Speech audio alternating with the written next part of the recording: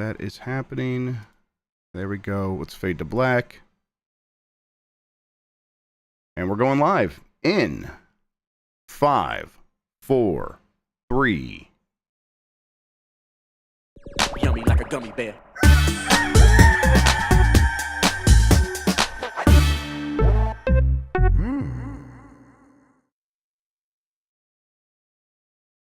It's the internet. You're busy. Let's do this for December 20th, 2024. For the next hour or so, let me help you sort through the world of gaming on Game Mess Mornings Live with me, Jeff Grubb.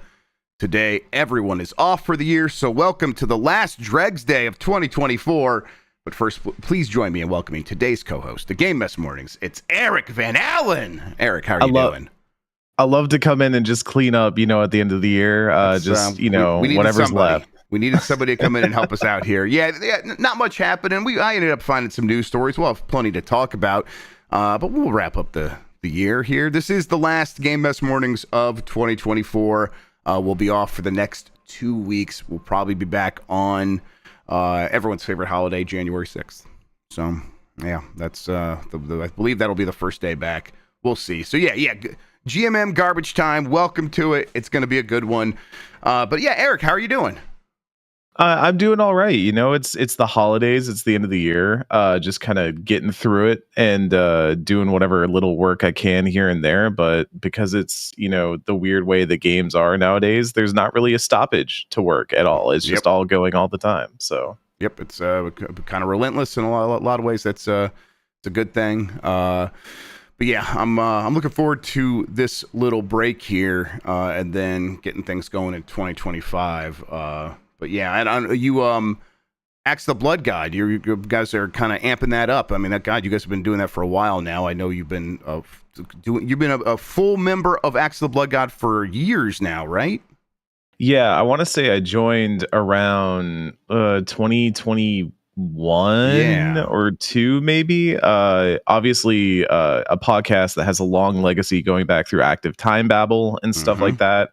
But primarily started by Kat Bailey and Nadia Oxford. 3 of us are now adrift in the sea of the games industry, unmoored as we are. So yeah, we're really looking to bump the thing up in the new year, and also like promo it, because I think a lot of RPG sickos know who we are, but there's always room for more folks to know who we are. So we're doing a lot more streams in the new year. We're doing more content, more varied content in the new year as well. We have some crazy, wild plans and ambitions for what this thing can be now that all of us don't have to treat it as like a part-time job, but it can be a little bit more of our centered job. So yeah, looking forward to it. Excellent. And I mean, in these days, God, everything's an RPG. Do you guys find ways to kind of talk about more than ever, or are you happy to stay focused on what people traditionally consider to be an RPG? I mean, literally in our Discord, we have a running gag about resetting the clock every time someone asks what an RPG is, because everything is kind of an RPG nowadays. Oh, yeah. I mean, Assassin's Creed, I feel like, was one of the big ones that suddenly this game that used to be kind of an action stealth, third person type game now suddenly has numbers and equipment and things you do, and you can add fire elemental attacks to your sick assassins weapons and things like that. God of War did that. Like, everything is an RPG in some ways. You could make an argument that The Last of Us is an RPG if you wanted to. Like, modding your gun, is that not just buffing your party? Yeah. So now, of course, that will drive some people up the wall, but it's fun to experiment with, and it gives us some room to talk about some wider stuff. We just did we have a Pantheon of the Blood God, which is a kind of a game club we do, where we play through a game as a community and then vote on whether it belongs in the Pantheon of all-time great RPGs. And we just got done doing Drakengard, which, let me tell you, that is a contentious game on whether or not it is a good video game, but it's definitely a Muso Panzer Dragoon type game that has RPG stuff in there somewhere. It's floating around in the mix. Is Drakengard the one that like turns into Nier in some ways? Yeah. So it was essentially Yoko Taro and crew at Kavia made Drakengard 1. Yoko Taro took the bench for 2 because of how frustrating it was to make 1. And then Drakengard 3 happens, and then I forget the actual story of how Nier comes about, but Nier is a spin-off of the joke ending. It's like if someone took the dog ending from Silent Hill 2 and was like, let's make a sequel based on this. Hell yeah. Yeah. So it kind of rules in that way. And it's kind of fascinating, but it is a really difficult game to go back to in the year 2024, let me tell you. I can imagine for sure. All right, so X the Blood God going strong will be even stronger in 2025. I'm excited for you guys to be able to focus on it even more. It's already a very good show, so looking forward to that. All right, let's explain what we do here. Most weekdays, I, Jeff Grubb, will help piece your gaming life back together. That includes breaking news and maybe even some of our own original reporting. For all these topics, I'll get the input of a bona fide expert who will make me look smart. If you are watching live on Twitch, welcome. You can always listen to the show later on podcast feeds by searching for Game Mess Mornings or find the RSS on giantbomb.com. You can also catch the show later with chapters and timestamps on YouTube. Hello, YouTube. All right, we have a lot to get into, so let's start the morning mess with Xbox is reportedly developing a cross-platform user interface. This is from Tom Ivan at VGC. Let's read the story here. Microsoft is reportedly working on a new cross-platform user interface. That's according to a Windows Central report, which also claims that exclusive Xbox console games will be the exception rather than the rule going forward. Sources tell us that Microsoft is also working on a set of in-game APIs and user interface features called Project Rainway, which is some form of cross-platform Xbox guide menu, the report claims. Microsoft has been inspired by the in-game Battle.net social features seen in Hearthstone, Diablo 4, and World of Warcraft, which lets you share and communicate cross-platform. This means that for games running on other platforms from Xbox, they will still have an Xbox flavor and an in-game Xbox system, maybe even cloud saves. Last week, Microsoft CEO Satya Nadella reiterated that the company's gaming strategy going forward is centered on allowing players to enjoy Xbox on all devices. Of course, we've seen that everything's an Xbox campaign.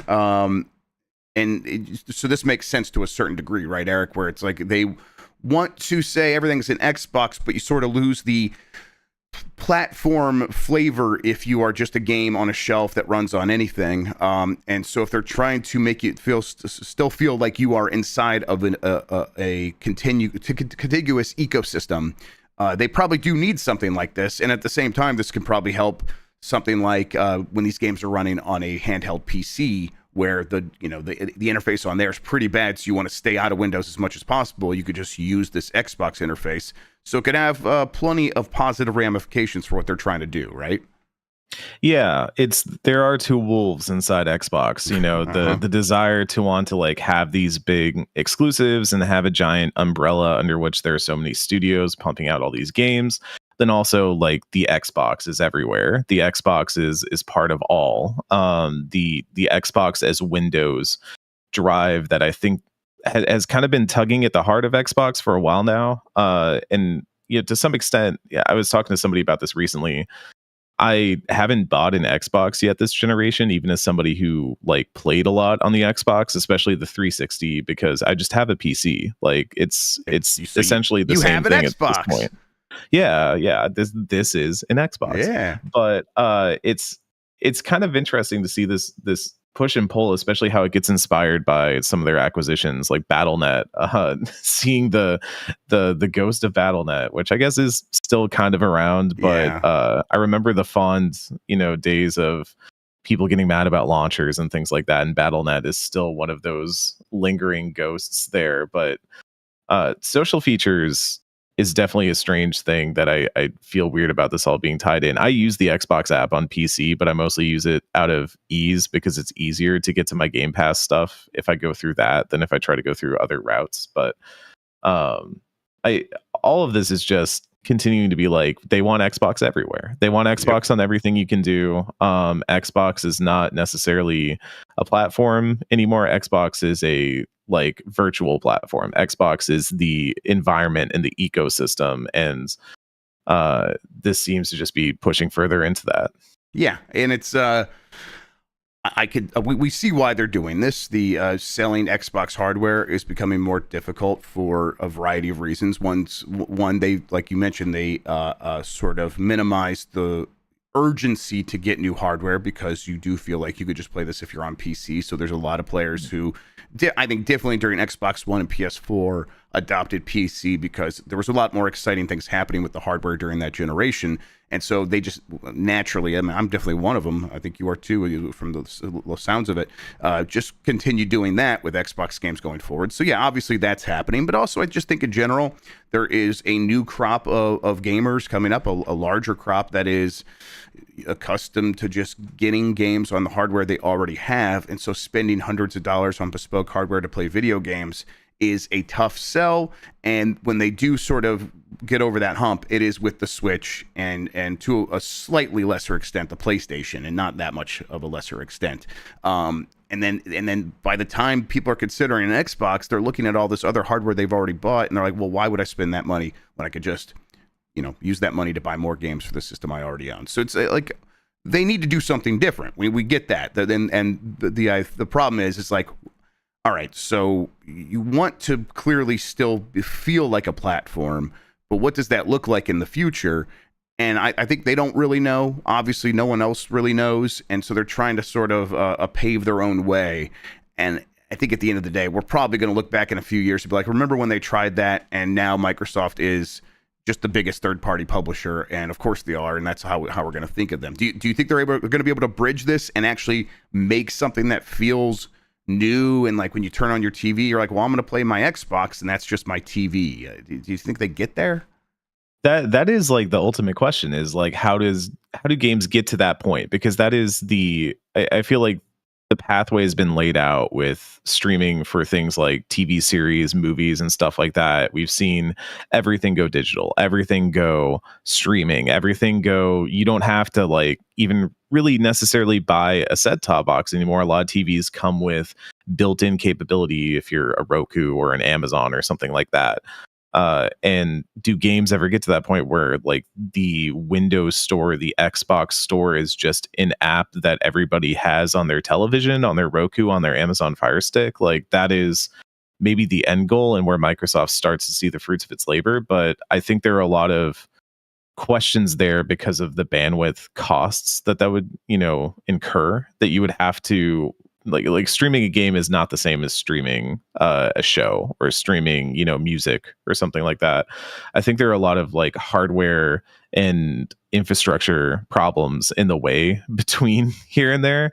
But I do think if it pushes forward, especially if this is where gaming continues to go, Microsoft is well situated. It's just the question of like, so I have a physical prop with me, and that my Steam Deck just sits in front of me on the desk. But like having access to those games on here is kind of the end goal, right? Of having Xbox just loaded on my Steam Deck. And when I load up my Steam Deck, I'm not just booting up my Steam library, I'm accessing Xbox, I'm accessing their ecosystem as well. And I do think they're succeeding a little bit in that right now. I still have Game Pass because it's just useful. It's just good to have. The other day I was like, ooh, Nine Souls, I've been wanting to play that. That's on Game Pass. Yeah, cool. And I don't think about the fact that I've been paying that sub for a bunch of months in which I didn't use it. But now I'm excited because I can play Indiana Jones and Nine Souls. So maybe this does work, but I think right now they are just building a lot of goodwill and install base and saying like, when this does kick off, when the digital arms race finally begins, then they're going to be pretty well situated for it.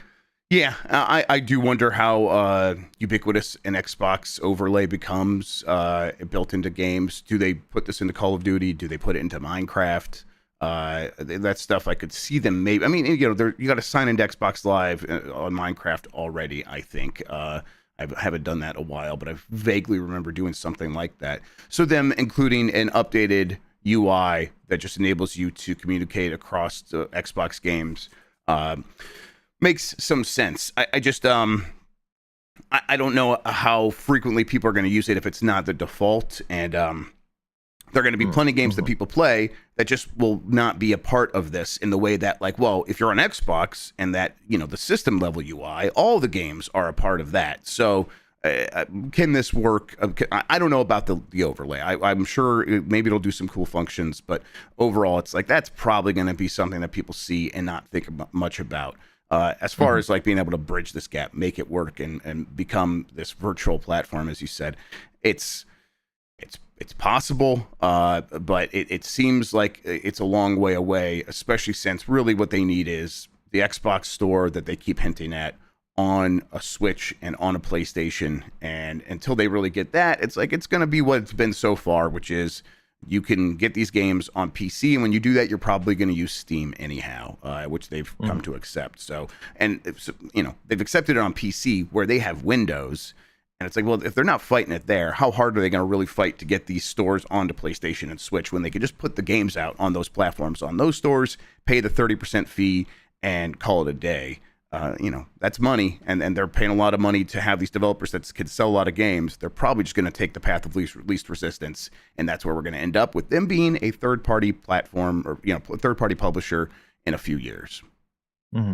I mean, this is also a follow-up to that story from DFC Intelligence, the consultant firm that's like, hey, next generation, it will be a Nintendo's device and one of the other consoles, either from Sony and Microsoft. And it's like, gee, I wonder which one that's going to be.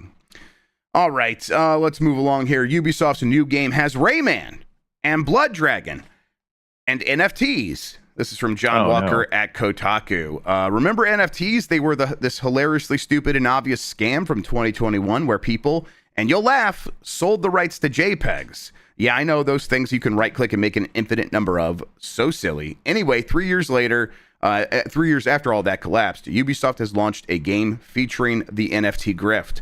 It's called Captain Laserhawk The Game, and that's G-A-M-E as an initialism, or I guess as an acronym, is an attempt to revive the once popular Far Cry 3 spin-off Blood Dragon and the spin-off Netflix cartoon Captain Laserhawk.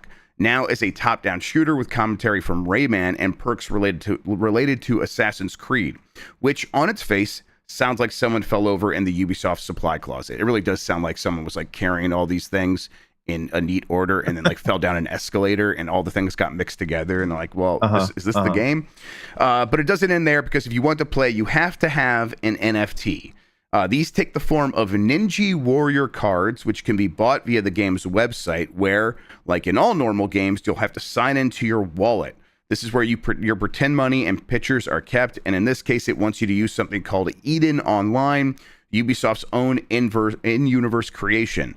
You can also sign into Coinbase or Wallet Connect if you have one of those, but who does? So because I'm actually an incredible games journalist, I let the thing hook into my personal Gmail account. This apparently generated a wallet I could associate with the account, meaning I was able to enter the photo booth. Anyway, this story goes on to describe like trying to get one of these NFT cards, these Ninja Warrior cards, so he could actually play the game. And they've all been minted already and sold. So you can only get them from a secondary market now. You have to buy one from someone who owns one. The cheapest one being $12. The most expensive one is 50 Ethereum coins, which is $162,000. $163,000 to be fair. Now, Eric, I see the look on your face. You're like, well, that much money. What is this game? Well, Ubisoft's not telling. They are not showing anything from this piece of shit. This is incredible stuff here. If you have the money to play this game, let me tell you about the best independent RPG podcast on the internet. It's called Axe the Blood God, patreon.com/bloodgodpod. Yeah. What? So... Why even release this? Okay, just to like really emphasize it. Ubisoft, I don't think, has mentioned Captain Laserhawk, the GAME, on its official social media account. It's just on the Captain Laserhawk account. They're kind of keeping it contained over there. They're embarrassed by it, and yet they still put it out. It's amazing because on multiple levels. So number one, that Ubisoft is still trying to do the NFT thing. Like they're just kind of scraping the barrel. They're like, well, we spent all that money. We better try and get more people's money with it. I mean, I guess I can respect that much that they're really like, well, we got to keep trying and see if we can get the few people who still believe in this. But it's like a top-down shooter, which is like the strangest version. Usually, like I am not immune to propaganda. By that I mean I play Pokemon TCG Pocket and I absolutely crack those packs every day. But like that is the sort of thing I would expect from this, or something that adds to like a collectability factor, an idea that you're like building something that's exciting to play and unlock. Like Pokemon TCG Pocket gets that feeling so right when you like Yes. swipe that pack and you can like peek at the sides of the cards to Very see if you got a little satisfying, foil or yes. whatever. Whereas like the NFT thing is like you get the world's worst JPEG and then you put it in what sounds like a top-down shooter, which is probably not very good. I'm just gonna like just assume that right out the gate. It's probably no like Ikaruga. Probably And not. No. I who's doing this? Who's got this time and this cash on their hands in the year 2024?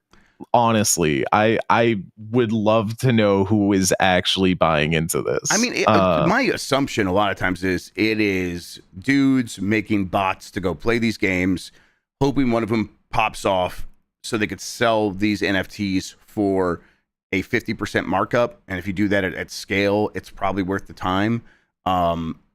Because like really how complicated can the game be? And if you just send some dumb bots in there to poke around for a little bit, maybe they can accomplish something and that gets you a reward in the game. I mean, frankly, I don't really understand what am I going to get out of this by putting a cryptocurrency into this thing so I can buy an NFT, which you have to do, by the way, to get this NFT in the first place, because it's on the secondhand market. You're going to have to go get a cryptocurrency wallet, buy some Ethereum. The minimum amount you could put in there is $21. So even though it's $12 for the lowest cost Ninja Warrior card, you're going to have to put $21 into your cryptocurrency wallet. And then, okay, to what end? I don't fully understand that. Maybe that's explained somewhere. I don't like. He couldn't even get the game working. John Walker over at Kotaku, so he doesn't know. But yeah, I mean, I get that some people find it appealing and say we can make money from playing video games. Isn't that the dream?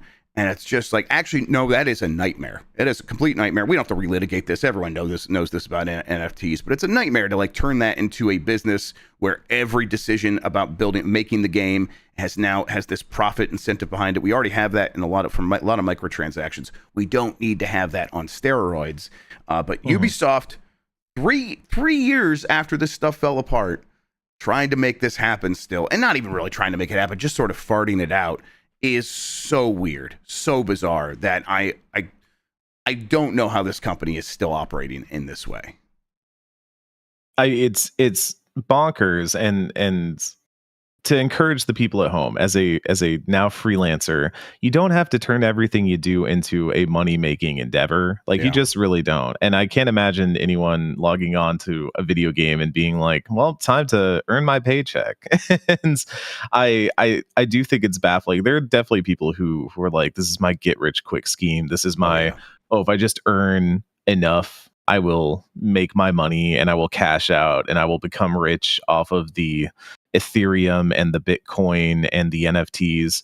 But like, number one, I think that pool is increasingly small because at this point, like, this technology has been dunked on so heavily that it's been largely like there's not enough gullible people left to like, sweep the rug out from under on. And also like, there's just other ways to do all of this. And at the end of the day, you make a game that's not even from what we have seen in like the few clips that appear in this trailer or whatever. And also going on my own assumptions, which I feel pretty solid in making, like you can play better games. You can play other stuff. Yep. There's a lot of video games out there right now. Marvel Rivals is a good time. You can just go play Jeff the Shark and spit your friends off cliffs instead of playing whatever this is. And it's free as well, right? So it's like, yeah, go hop in there. Although this is supposed to be free, and of course it's actually not. You have to spend money just to get in there. Yeah, I God, I hope Ubisoft finds Jesus. I don't know, man. They seem lost and will never come back into the fold. But I guess as long as that family's in charge, as long as the Guillermo family is doing their thing and is scraping clawing at the walls to stay in control, as they continue to do, even as they're asking Tencent to sort of buy most of the company but let us stay in charge. I don't have much hope that this company's going to be acting any different in the years to come. They just kind of keep doing the same thing, but bigger and dumber each time. And this is an example of that. All right, let's move on here to Unicorn Overlord, which won't be getting any DLC or a sequel. At least a sequel isn't planned. This is from My Nintendo News. Or is it from Eric Van Allen? Eric, where'd this come from? I feel like a while ago, and again, I'd have to go back to my old site of employment and double check this, but I'm pretty sure I did an interview with the Unicorn Overlord devs in which they said like, hey, we're not really working on a PC port, and that was part of this news that was going around. Mm-hmm. And so I had a moment where I saw that headline going around. I was like, I thought I already confirmed that a while ago. Mm-hmm. But this is maybe just them continuing to say like, we're still not working on one, and yeah, that they're not planning anything additional. I mean, this is Vanillaware. When has Vanillaware, like, they'll maybe remake this game in like 10 years, but I doubt that they're going to PS4 again or something. Yeah, we'll get Unicorn Overlord Left Horizon, and that'll be this version of that. If you can't tell, I love Unicorn Overlord. This is absolutely on my GOTY list, and pretty high up there too. This game owns, it rips, it's very good. Yeah, you're right, though. This is Vanillaware. They don't put out PC ports. They honestly don't have many sequels. There's maybe a handful that are like spiritual successors that they've done. And I mean, not even a lot of DLC. Like you said, yeah, they'll remaster it / remake it, release it years later. Yeah. They'll do something like that. But yeah, I guess this isn't too surprising, other than the fact that every other company has sort of softened their positions, like, that are similar to this. A lot of Japanese publishers that used to just not think about PC gaming at all. Now it's unthinkable for them to not release it on Steam. And like even Capcom, where it's like, well, we'll get the Monster Hunter 8 months later. We'll get the PC. Don't worry. Now they're like, no, day and date. It's happening. We think this is an important slice of the market, and we're not going to ignore it.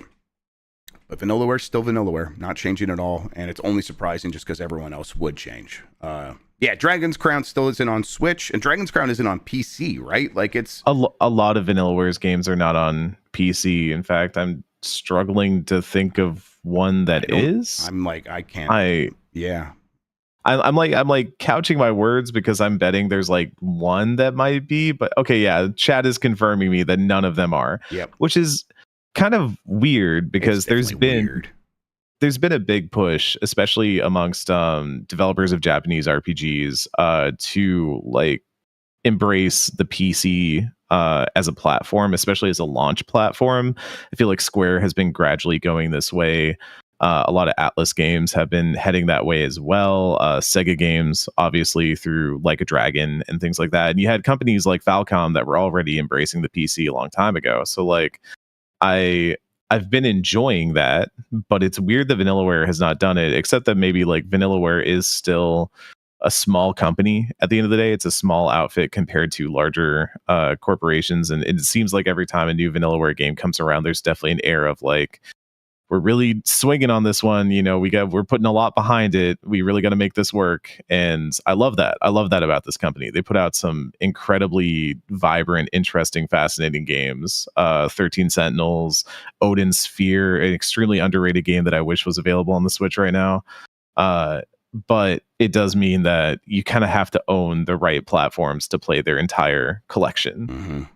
Yeah, which, in some ways is the PC, if you're willing to get on there and get some emulators going.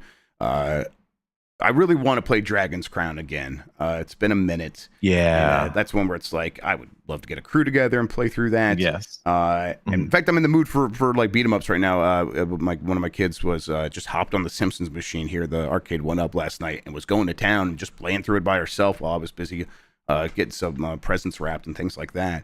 And I'm like, man, she's like old enough now that maybe we could like find a good beat 'em up to play through together. And I'm trying, like, what do you think? Like, do you have one, like a go-to one that you think would be good for like a family of people that are of different gaming skills? For a family of people, a family content beat 'em up. Usually, so I have my Ambernick here that I picked up. See, I have so many props on my desk today. Yeah, you do. There we go. But usually when I boot up some sort of new emulator or something that can play it, Streets of Rage 2 is usually what I go to. Yeah, that is a family favorite. Actually, that's my wife and my sister-in-law played that a ton as a kid, and of course I did as well. So every time they're here, we play that. And these days, it's been Streets of Rage 4 as well. Oh yeah, I would say for an outside shot one, there was I think it was the Capcom made Dungeons and Dragons, like Chronicles of Mystara. Yeah.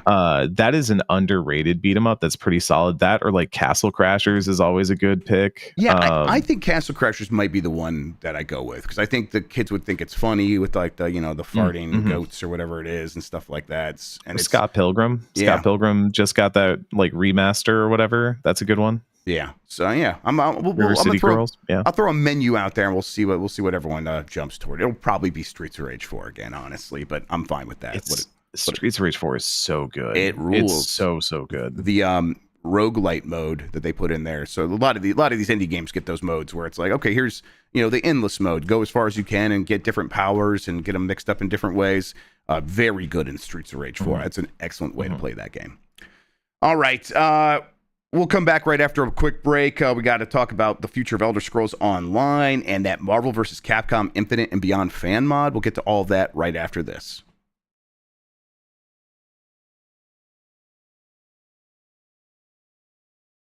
All right, we are back. Thank you for sticking with us. And as promised, let's get right back into the headlines with the Elder Scrolls Online to no longer get major annual expansions. This is from Magnus Goth Anderson at Game Reactor.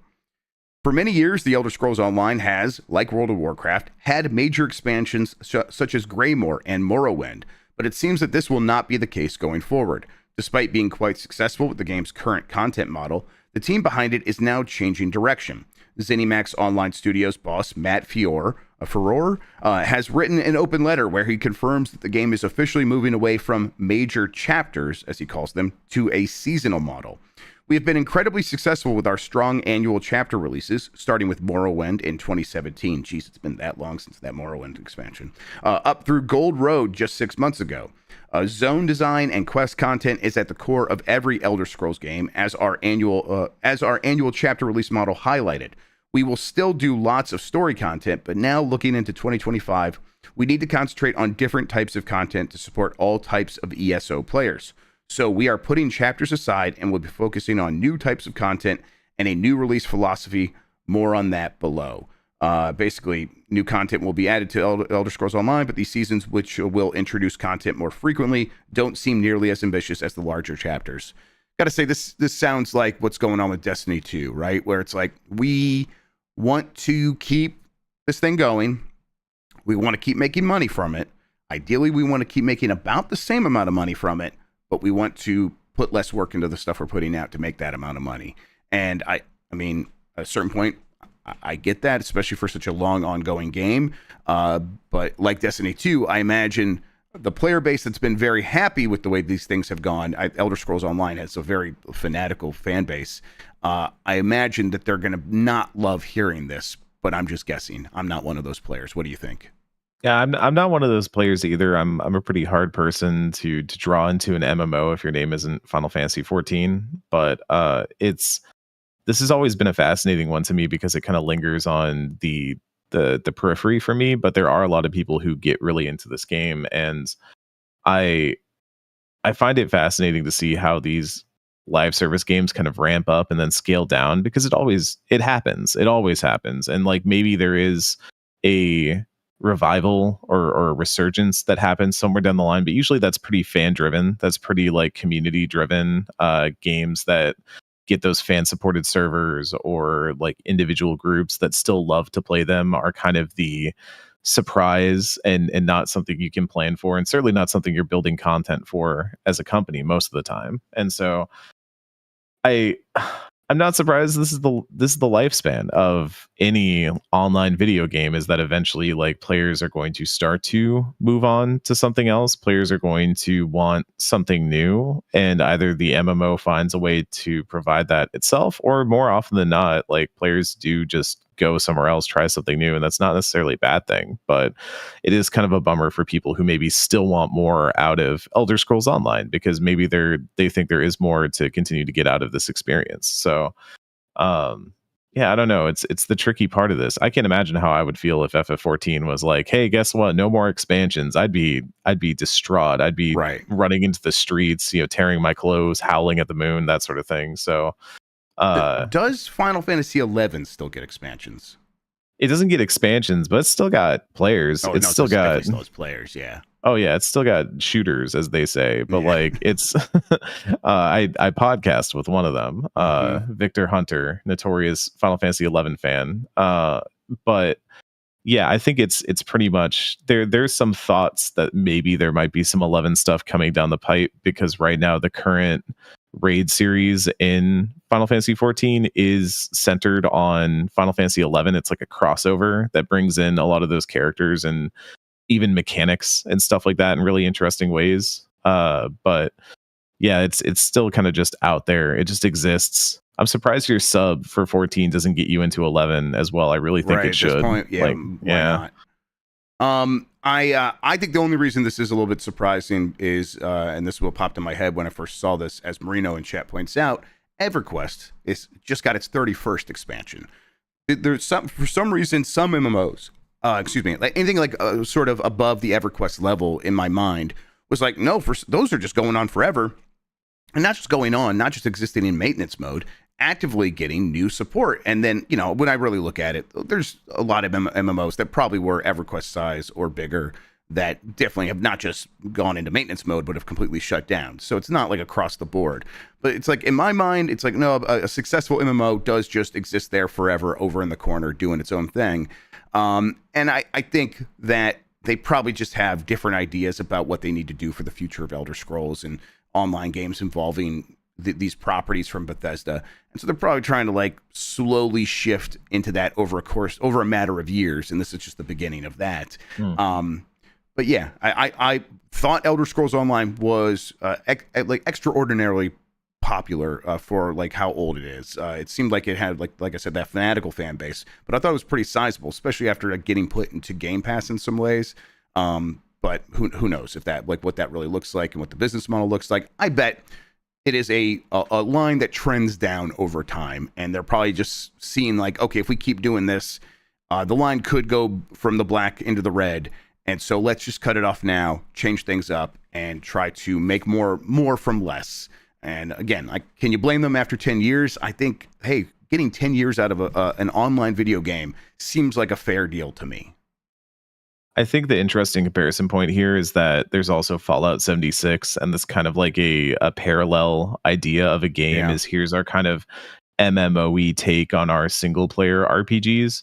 But Fallout 76 is going to continue to get an influx of new players because the Fallout TV show is doing well. That's a good We don't point. have like an Elder Scrolls like transmedia empire yet, right? Like We're Elder years away Scrolls is from kind Elder of Scrolls 6, which while that will increase the popularity of the brand, is going to take a lot of oxygen out of the room for something like ESO to thrive in that moment. So why I maybe the thinking is like, why expend a lot now? Why not just, like you said, wait until we get further down the line? We can do a more concentrated push around when Elder Scrolls is probably going to pick up more in notoriety. And for right now, like, if Elder Scrolls 6 isn't coming out anytime soon, then why go overboard on it? Why try to force a thing? Instead, kind of put it into a little bit of a like REM sleep mode and then bring it back up. Yeah, Sambo Nice in chat points out that right now, Elder Scrolls Online has 12,000 concurrent players on Steam. That's really solid. I mean, you can build a business around 10,000 concurrent players pretty easily, especially if they're going to be paying customers for expansions.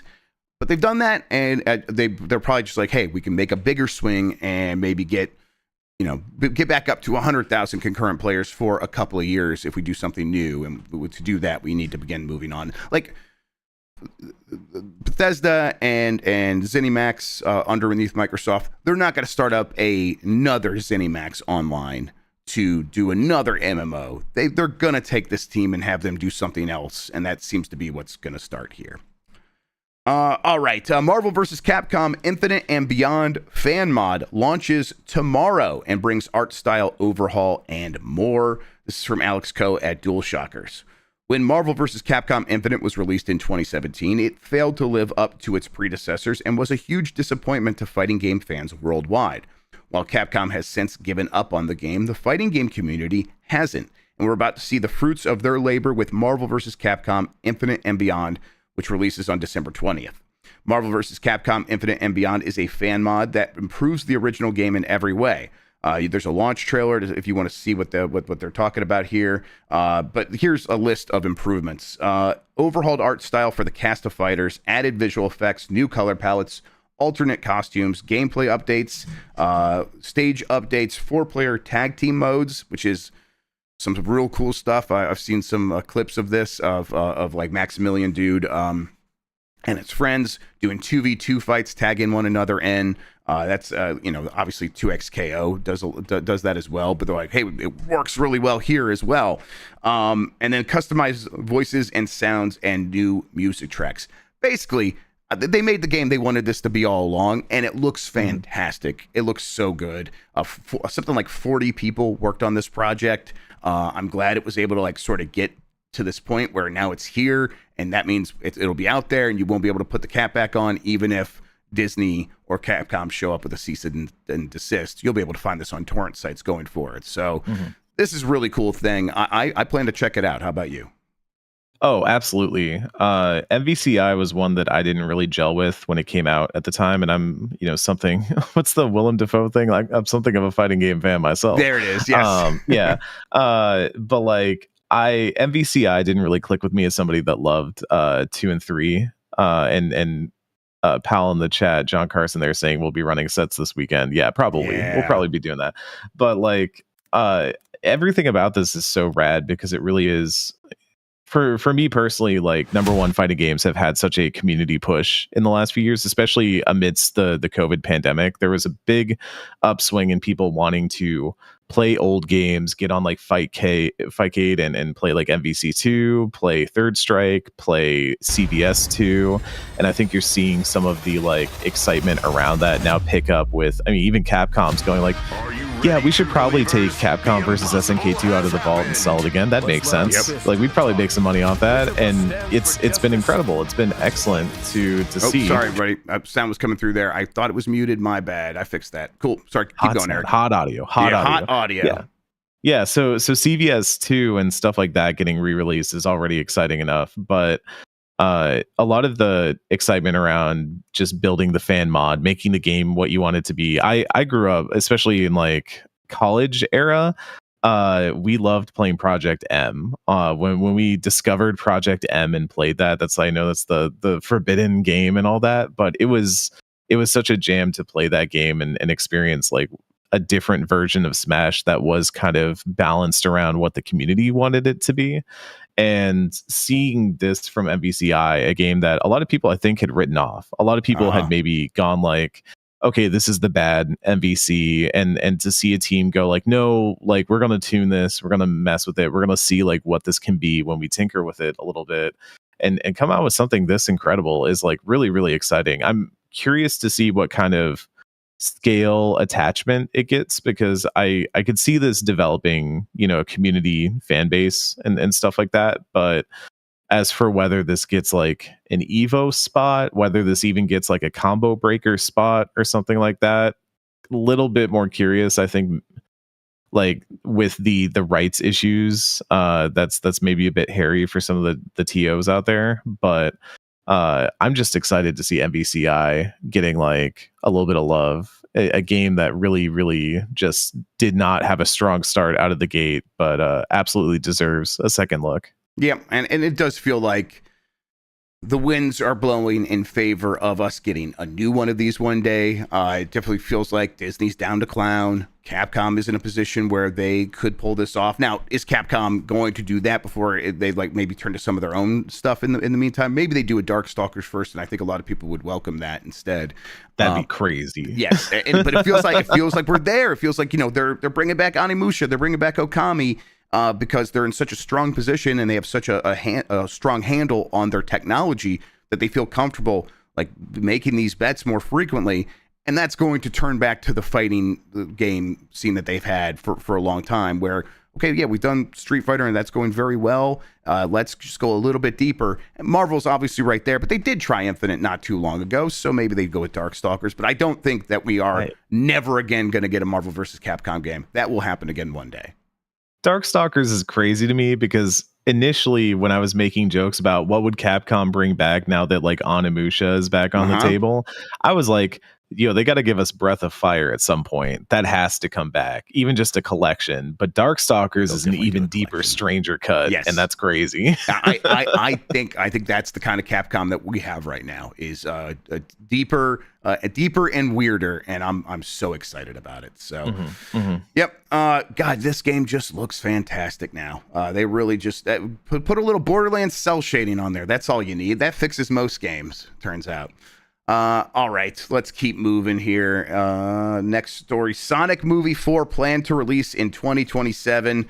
The third movie only just came out, or is about to come out. I think it came out last weekend. But this comes from My Nintendo News. Entertainment website Variety is reporting that Sonic the Hedgehog 4 is going to be planned for release in 2027. This is a very successful film franchise. Sonic 3 is out this past weekend, and it was matched up against some other ones, or maybe it's coming out this weekend, but I just saw a headline saying they anticipate it's coming out this one. All right, it's today. I think it comes out today. Okay, today. Yeah.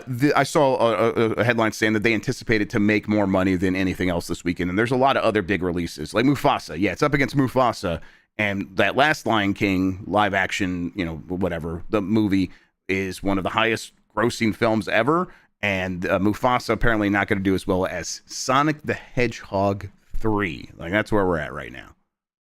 I don't know anything about Sonic. I'm just gonna say that up front. But I have beef with Mufasa. Can I bring up beef with Mufasa? Let's do it. Yeah. Real quick? Okay. Come for Mufasa. Don't call that, like, why are they calling it live action? It's CGI. It's all animated. Every single frame is animated. If they taught a lion to like talk and do all the lines, now I would be interested. Now I'm like seated. I'm in that movie theater for that. But like they're just doing CGI Mufasa, like talking like, oh, I'm Mufasa, I'm gonna fall off a cliff in the next movie. Like I don't really, it's not doing anything for me. I'm not there for it. So yeah, until you can teach a lion to talk, and Disney, you've got that money. I've been to Disneyland and Disney World now. I've seen the money you have. I'm not seated in that theater. Yeah, it just does nothing for me when I looked at the Lion King thing, and then now I guess you know what, I wanted to be more excited about the Mufasa. I'm like, okay, there's a lot of cool people working on this, but then I saw it. I'm like, nope, still feel absolutely nothing. The original animated Lion King though. I love that stuff. I'll just go watch that again. Making my kids watch that. It's a great time. That's a classic. As for Sonic, like I respect all the Sonic sickos in my life. I respect all the people who are very excited for this. My good friend Kenneth Shepard is thrilled for this. Good. I've always loved Sonic from just like, oh, it's 2D Sonic. I played Genesis when I was really little, and I'd watch him run across, and my brother would play Tails, and then it like turned into a series that had lore and characters and a story. Against and I was all like, no, odds, Sonic has lore. Yeah, and I was like, this is Sonic. This is like, oh, Sonic runs to the right and does little speedball things and stuff like that. And I think I just never got on board with the idea of Sonic having the deep lore. It never clicked for me. It's like Mario, suddenly finding out that someone like watches AMVs of like Mario, so it's like Linkin Park, and it's like Luigi being like, oh, this actually sounds really good. Yeah, you're describing something that sounds awesome. Luigi pulls off his shirt and he's like just jacked. And it's Linkin like Park in the end, but it's Luigi like in the mansion, like sucking up all the ghosts. That's art. That's what that is. Yeah, I mean, I just can't help but think about Sonic and then think about how they were bullied into making billions of dollars now. Every time that comes up, like Mike always makes that point, Mike Minotti, and I'm like, yeah, you're right. They very easily could have missed out on this, and because we all yelled at them, they have now one of the most successful film franchises that is a going concern at the moment. It is quite baffling. So good for them. Yes, the franchise really has teeth now. Well done, Jason Finelli. All right, couple last stories here. NFL team owner reportedly used Madden to make a decision. This is from Zach Swisen at Kotaku. A report claims that New York Jets owner Woody Johnson used EA's Madden video game series to inform his decision-making regarding real players. The Athletic reported that Johnson vetoed a trade deal for wide receiver Jerry Jeudy due to his low rating in Madden. Jeudy was later picked up by the Cleveland Browns and has had a great season. He's had a really good season. He's a very good football player. this rules. That is a level of dysfunction at the ownership level that only can happen at the Jets. I was gonna say it would be the Jets that do this. Of course, and it's like the Jets. to be clear, like so they're in the football like soccer side of the world. Like there are absolutely scouts and stuff that use Football Manager as like a tool, as like part of the stuff they look into. Like that stuff is actually pretty robust. Yeah, Football Manager is played by absolute freaks, so that makes some sense. That's some sicko stuff happening there, but like. Using Madden is really funny because I just imagine this person sitting there like losing their Madden game, their ultimate team game, and being like, "I'm trading this guy. Like, get out of here." It sounds pretty close to exactly what happened here. So, man, did he booted up Madden, or did he like Google it? I wonder if he just Googled it and like saw his Madden rating or something that way. He probably Googled it, but like.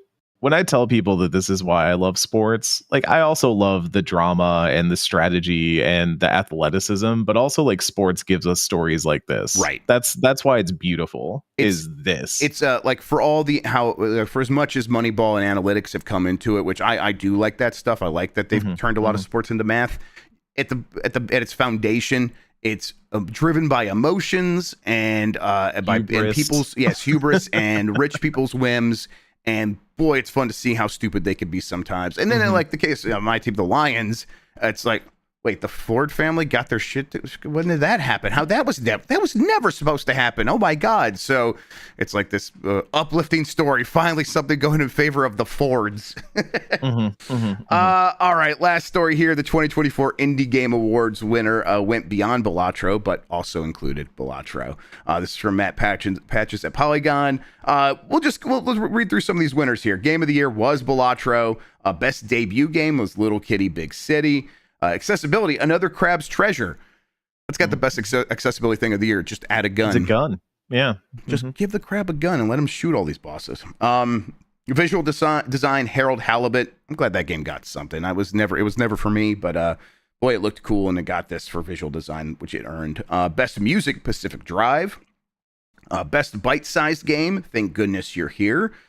Best solo development, Animal Well. I like the categories for the Indie Game Awards. It's like really recognizing the kinds of things that only happen in indie games, like solo development. Innovation, Cryptmaster. That's a favorite of mine. I like Cryptmaster quite a bit. Emotional impact was Neva. Gameplay design, Balatro. Community management, Aggro Crab. Women-led game, Mexico 1921, A Deep Slumber. And then narrative went to 1000 Times Resist.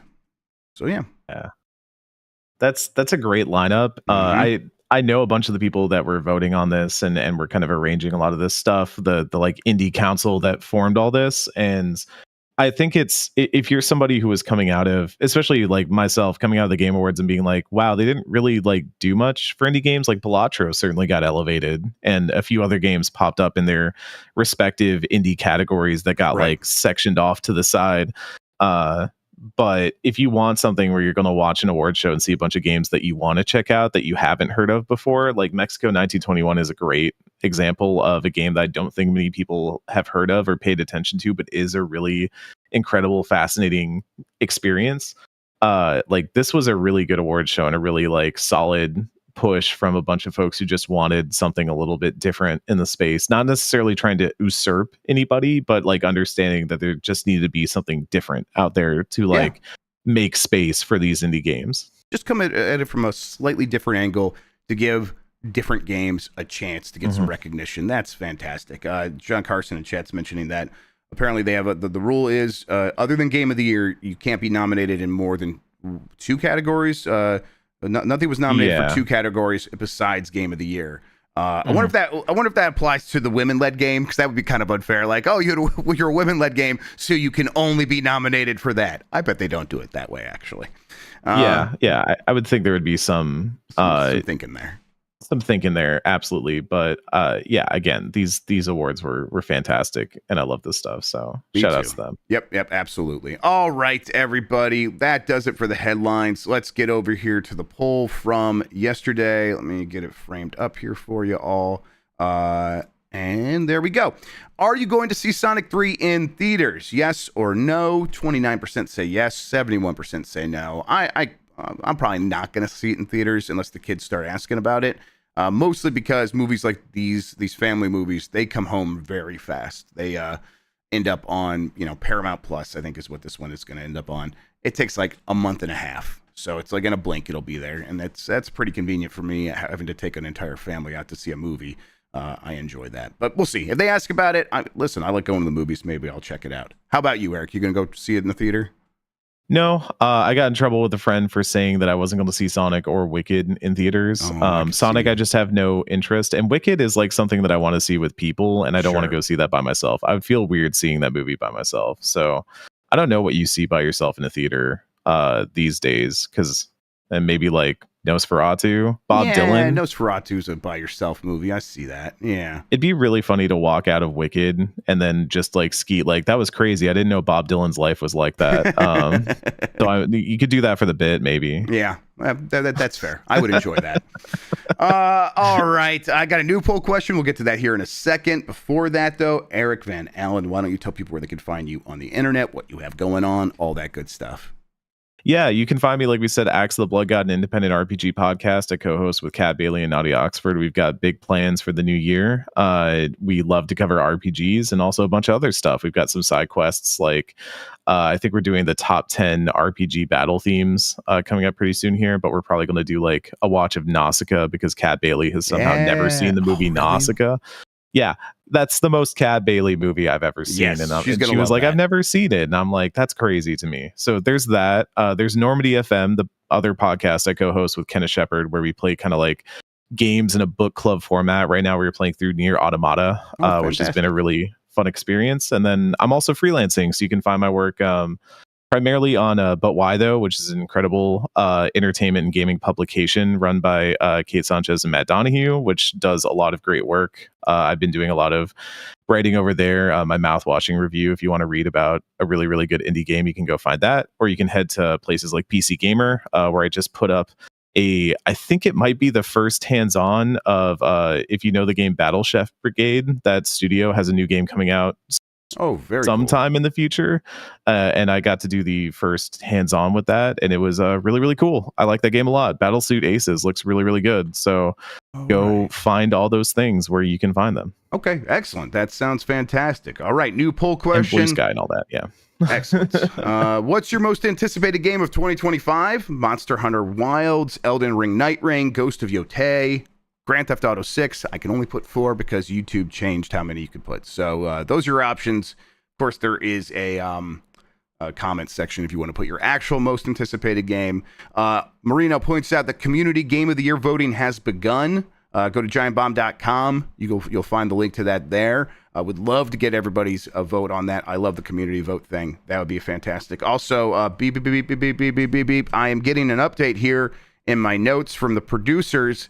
All right, this says, Dan is clogging a toilet right now with tummy issues. Blight Club is coming in the new year. The mac and cheese finally got to him. All right, you heard it here, everybody. We were going to do the first episode of his Blight Club today, but the man has clogged. Triple digits for clogging toilets. He's going to start working on quad digits here pretty soon, I think. So, yeah, sorry, everybody. I was looking forward to it. But you know what this means is that he's just going to be right up against that deadline where if he doesn't start it in our first week back from break, he is going to be in a lot of trouble with Alex Navarro. Yes. Okay. Now a new update here from the producer. God has intervened and stopped him. So maybe God wants him to be punished. Who knows? That doesn't sound right. All right. So, hey, that means if we do something today, it's going to be, we'll come up with something maybe. No promises. Everyone's kind of got senioritis a little bit for 2024. So we'll see if we're able to put something together. I don't know. In the meantime, though, Eric Van Allen, thank you so much for hanging out with me today and talking about video games, man. I really appreciate it. Thank you. Thank you for having me on and talking about all my craziness and letting me rant about Mufasa. It's important that the people know. I love it. Absolutely. It was great to see you out in LA. Glad we were able to make this happen. Glad we were able to make Game Mess Mornings happen all year, everybody. That was a lot of fun. I really like doing this show. Love talking with y'all and kind of, bouncing back and forth between chat. I love having all the guests on to talk about the video game news. It is a very fun show for me. Been doing it for a while now. Still the highlight of my day each time we get to do an episode. So thank you all for making it possible. Giant Bomb in 2025, we're going to keep doing our thing. We'll probably have some changes, but just based on what we have to do to make things work. But we're going to still be Giant Bomb. So look out for us in the next year. Can't wait to get back and do another GB at night at SGF and things like that. So yeah, we're still going to be that. We're going to be that team that you've been coming here for. All right. One more time. Thank you, Eric. One more time. Thank you all. You're the best audience in gaming. Thank you for listening and watching. Until next time, have a good one. Take care of yourself and goodbye.